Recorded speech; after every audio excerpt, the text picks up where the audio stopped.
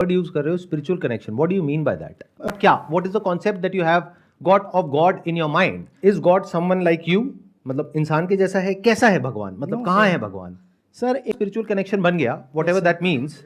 मतलब क्या कि मैंने भगवान को या तो कोई चढ़ावा चढ़ाया, या भगवान के लिए मैंने कुछ किया, या भगवान का नाम लिया, यस सर, और वो लेने से भगवान खुश हो गया, और जिसकी वजह से मुझे एक एनर्जी मिली, एक पुश मिला, और मैं लाइफ में आगे बढ़ गया। मतलब आप भगवान को यूज कर रहे हो वो अचीव करने के लिए जो आप करना चाहते हो, एज सिंपल एज दैट। अभी आपने ये समझने की कोशिश करी कि भगवान का नाम लेने का मतलब क्या, भगवान का नाम लेने से किसका फायदा होता है? भगवान का होता है या आपका होता है? और अगर फायदा होता है तो किस तरीके से होता है? और जो भगवान का नाम लेता है और जो नहीं लेता है उसमें क्या फर्क है? क्या कभी इस तरह से हमने समझने की कोशिश करी, या बस जैसी हमारी कंडीशनिंग हुई पड़ी है बचपन से कि तुम्हें बैठ करके ये करना है, कोई क्वेश्चन नहीं पूछना है, जबान नहीं लड़ानी है, जो कहा गया है वो करना है, और हम वो करते चले जा रहे हैं बिल्कुल वैसे ही जैसे हमारे पेरेंट्स कर रहे थे या ग्रैंड पेरेंट्स कर रहे थे। किसी पर्टिकुलर जगह पर जाते हैं, वहां पर जा करके जो भी अपनी लिस्ट है वो उठा करके सामने रख देते हैं कि मुझे ये चाहिए, मुझे ये चाहिए, मुझे ये चाहिए, मुझे ये चाहिए। क्या ये भक्ति है? नो सर, क्या ये भगवान को याद करना है? No sir. If you guys really want to understand कि स्पिरिचुअल कनेक्शन क्या है और ये किस तरह से हमको हेल्प करता है, तो अब ध्यान से समझना मेरी इस बात को। सबसे पहली बात ये समझनी है कि इस दुनिया में अगर आपको अपना काम करवाना है तो आप किसी को पैसा दे करके, या कोई लालच दे करके, या मक्खन लगा करके, या उसकी तारीफ करके अपना काम करवा सकते हो। ये इंसानों की दुनिया है। तो हमें क्या लगता है भगवान की दुनिया में भी कुछ ऐसा ही होता है, यानी वो इंसान पार्शियलिटी करेगा। मान लो आपको कोई काम करवाना है किसी ऐसी जगह पे जहां पर रिश्वत चलती है, तो जो रिश्वत देगा उसका काम फटाफट हो जाएगा, जो नहीं देगा उसका काम नहीं होगा। तो हमें लगता है भगवान की दुनिया में भी कुछ ऐसा ही होता है, और ऐसी ही हम सबकी कंडीशनिंग है। ये करो, क्यों? क्योंकि ये करने से ये हो जाएगा। तो ध्यान से समझो, ये जो फंडा है ये यहां पे इस दुनिया में बिल्कुल परफेक्टली काम करता है। यानी क्या कि कोई ऐसा इंसान जिसके अंदर कोई डिजायर है, उसके डिजायर को आप पूरा करो, या उसके अंदर कोई फियर है, उस फियर को आप ट्रिगर करो और अपना जो चाहे वो काम करवा लो। ऐसे ही ये दुनिया चलती है। अपने आप को भी झांक करके देखोगे, आपको समझ आ जाएगा मैं क्या कह रहा हूं। फॉर एग्जाम्पल, आप में से कितने जॉब करते हैं? सुबह एक टाइम होगा जब आपको पहुंचना होता होगा अपने ऑफिस, मान लो 10 बजे का टाइम है, तो डॉट 10 बजे आप क्यों पहुंचते हो? क्योंकि वहां पर पहुंचने से आपको पुण्य मिलेगा, या फिर इसलिए पहुंचते हो क्योंकि अगर टाइम से नहीं पहुंचे, एक आध दिन चल जाएगा, 2 दिन चल जाएगा, लेकिन कुछ दिन बाद आपको उस जॉब से निकाल दिया जाएगा, या फिर आपके पैसे कटेंगे। एग्री कर रहे हैं सारे मेरी इस बात से? तो पीछे क्या आया? Desire and fear. तो हम लोग ऐसे ही ऑपरेट करते हैं। बट अगर आप दुनिया के किसी भी ग्रंथ को पढ़ोगे, वहां पे क्लियरली लिखा हुआ है God is that which is free from all kinds of desires and fears. तो अब भगवान को क्या रिश्वत दोगे आप? मतलब चाहे आप भगवान का नाम लो या ना लो, उससे भगवान को कोई फर्क नहीं पड़ता है। किसको फर्क पड़ता है? अगर आप भगवान का नाम ले रहे हो तो आपको फर्क पड़ता है। यह क्लियर होना बहुत जरूरी है। यह मत समझो कि भगवान कहीं पर बैठा है और वो ये देख रहा है कि कौन मेरा नाम ले रहा है, कौन मुझे अच्छा बोल रहा है, अच्छा कौन मुझे बुरा बोल रहा है, इसको तो मैं बर्बाद करके छोड़ूंगा। इसने मुझे बुरा कैसे बोल दिया, ये मुझे मानता क्यों नहीं है, इसको मैं नहीं छोड़ूंगा। ऐसा दिखता है अपने आसपास में? आंख खोल करके देखो। बहुत सारे लोग हैं जो भगवान को नहीं मानते हैं, उनके पास कोई कमी नहीं है किसी तरह की, और बहुत सारे लोग हैं जो भगवान को बहुत मानते हैं, उनके पास खाने पीने के लिए भी पैसा नहीं है। क्या ये सच है या मेरी कोई इमेजिनेशन है? अपने आसपास में देखते हो ऐसे लोगों को? और मजे की बात, अलग अलग लोग अलग अलग तरह के कॉन्सेप्ट ऑफ गॉड में बिलीव करते हैं। Your concept of God is different from the concept of God of western civilisation. और कई ऐसी कंट्रीज हैं जहां पर लोग भगवान के कॉन्सेप्ट को मानते ही नहीं है। क्या लोग वहां पर भूखे मर रहे हैं? क्या लोग वहां पर अच्छी लाइफ नहीं जी रहे हैं? अच्छी लाइफ सिर्फ उन्हीं को मिलती है जो भगवान का नाम लेते हैं, भगवान को मानते हैं। ऐसे क्वेश्चंस पूछने होते हैं अपने आप से। इसको समझदारी कहते हैं। सिर्फ भेड़ बकरियों की तरह चलते रहना उसको समझदारी नहीं कहते हैं। यानी जो सब कर रहे हैं वही आप करते चले जा रहे हो और आपको ये लग रहा है कि हाँ उससे कुछ अलग होने वाला है। वही होगा जो सबके साथ हो रहा है, और देख लो अपने आसपास में क्या हो रहा है सबके साथ में। समझो, ऐसी बातें कहीं नहीं होती हैं। आपके घर में ऐसी बातें करने के लिए दम नहीं है किसी के अंदर भी। जरा सा ऐसा कुछ बोल करके देखो, वो कहेंगे अरे अरे क्या बोल रहा है, चुप चुप बोल। डरे हुए, out of fear they are worshipping. और उनका वर्शिप करने का स्टाइल भी देखो क्या है। जब किसी शादी में जाते हैं और खाने की बारी आती है तो देखो कैसे खा रहे होते हैं। गुलाब जामुन खा रहे हैं, यहां से लाट टपक रही है, धीरे धीरे एंड में बचा के रख रहे हैं कि इसको आखिरी में खाऊंगा और धीरे धीरे खाऊंगा, एंड में टेस्ट इसका रह जाएगा ताकि जब डकार आएगी तो मुंह में उसका स्वाद आएगा। ऐसे ही होता है, नहीं होता है? और कभी उन लोगों को ऑब्जर्व करो, जब वो भगवान का नाम लेते हैं तो कैसे लेते हैं। एक फॉर्मेलिटी है जिसको पूरा करना है। क्यों? क्योंकि अगर नहीं करी तो पता नहीं क्या हो जाएगा, भगवान नाराज हो जाएंगे और भगवान की कृपा हम पे से हट जाएगी। उसके बाद में हमारे घर में सारे बीमार हो जाएंगे, चारों तरफ मौत ही मौत होगी, सबकी नौकरियां चली जाएंगी, फाइनेंशियल प्रॉब्लम आ जाएगी, उसके बाद में सारी सुख शांति भंग हो जाएगी, घर में कलेश शुरू हो जाएंगे। तो चुपचाप वो करते रहो जिससे कि भगवान हम पे अपनी कृपा बनाए रखें। तो वो इंसान ये जो कर रहा है वो अपने डर की वजह से कर रहा है, अपने डिजायर की वजह से कर रहा है। उससे भगवान को कोई फर्क नहीं पड़ता है। या तो हो ना कि वो उस तरीके से भगवान का नाम ले रहा है जैसे वो प्लेट में आखिरी गुलाब जामुन होता है जिसको धीरे धीरे खाते हैं। अगर आप भगवान का नाम ऐसे लेते हो जिसमें कि आपको वो नाम ले करके अच्छा लग रहा है, अंदर अच्छा फील हो रहा है। फॉर एग्जाम्पल, आप भगवान राम को मानते हो, एक तो तरीका है राम राम राम राम, एक है अपनी सांसों के साथ जोड़ दिया, breathe in breathe out, Ram Ram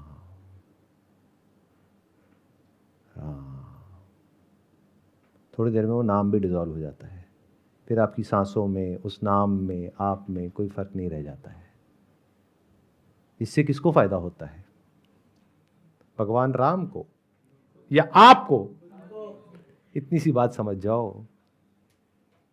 इससे क्या होता है? कोई एनर्जी मिलती है? अरे नहीं, मन शांत हो जाता है। मन शांत होने की वजह से क्या होता है? आप लोगों को ना मैं बोलना चाहता था खच्चर, लेकिन मैं सोच रहा था ना बोलूं, कहीं बुरा ना लग जाए, लेकिन आपने खुद ही बोल दिया तो बोल ही देता हूं। आप सबके सब खच्चर हो एक नंबर के।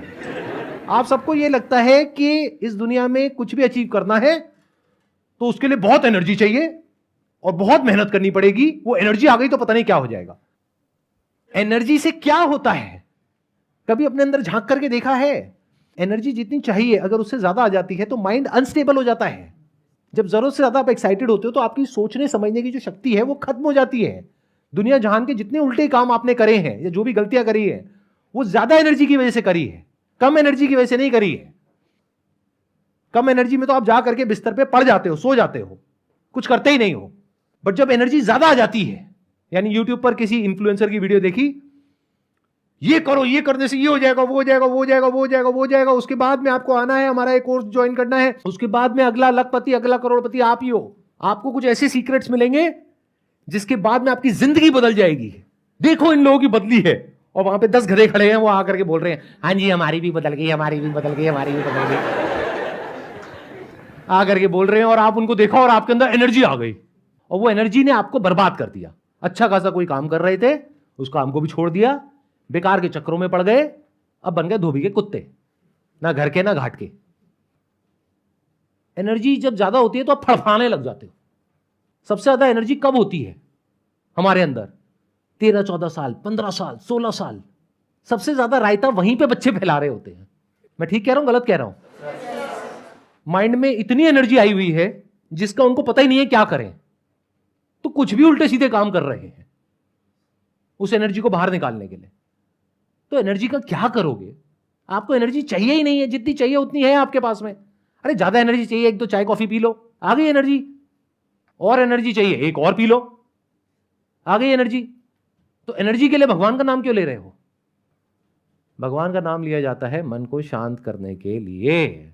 उससे भगवान को फर्क नहीं पड़ता है। अगर आप भगवान का नाम अच्छे से लेते हो, समझ करके लेते हो कि भगवान is that which is the source of this entire creation, वो डिस्क्रिमिनेट नहीं करता है। और वहां पर यह भी कहना गलत होगा करता है, ना वो करता है ना वो करती है। एक ऐसी एनर्जी है जो सबके लिए बराबर है, जो खुद कुछ नहीं करता है लेकिन उसकी वजह से सब कुछ होता है। तो जब ऐसी किसी एनर्जी का आप नाम ले रहे हो तो पहले तो समझो कि उसका मतलब क्या है उस नाम का, तो उसकी पावर बहुत बढ़ जाएगी। जैसे राम का मतलब क्या है?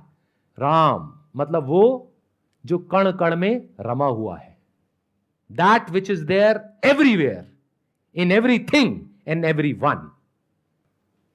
ऐसी किसी शक्ति के सामने आप क्या कर सकते हो और आप मांगते क्या हो? कभी सोचा है आपकी मांगने की लिमिट क्या है और उसी के लिए आप भगवान को यूज कर रहे हो? फॉर एग्जाम्पल ऐसा है कि आप दुनिया के सबसे अमीर आदमी के सामने गए, जा करके बैठ गए। आप कौन हो? मान लेते हैं एक भिखारी हो, जिसको मैक्सिमम अगर आज तक किसी ने भीख दी भी है 2 रुपए, 5 रुपए, 10 रुपए, तो उस भिखारी को ले जा करके दुनिया के सबसे अमीर आदमी के सामने ले जा करके बिठा दो। बेटा तुझे मौका मिल रहा है, जो मांगना है मांग ले। क्या मांगेगा वो हिसाब लगाएगा कि अच्छा पिछले 20 साल से मैं भीख मांग रहा हूं, किसी ने 2 रुपए दिया, किसी ने 5 रुपए दिया, किसी ने 10 रुपए। अच्छा एक बार एक आदमी था, उसने ना 100 रुपए दिया था, अब ये कह रहे हैं दुनिया का सबसे अमीर आदमी है। एक काम करता हूं, इससे ना 1000 रुपए मांग के देख लेता हूं, 500 तो मिलेगा। तो जा करके कहेगा 1000 रुपए दे दे रे बाबा, ले $1000 चल भाग यहाँ से। नहीं डॉलर नहीं, रुपए चाहिए। अरे बेटा डॉलर रुपए से ज्यादा होता है। अच्छा मैं इसका क्या करूंगा? अरे कन्वर्ट करा लिए, चल जा भाग यहाँ से, चल चल चल। $1000 मतलब 80,000 रुपए। 82। और भिखारी उसमें भी बहस कर रहा है। ये आपकी हालत है।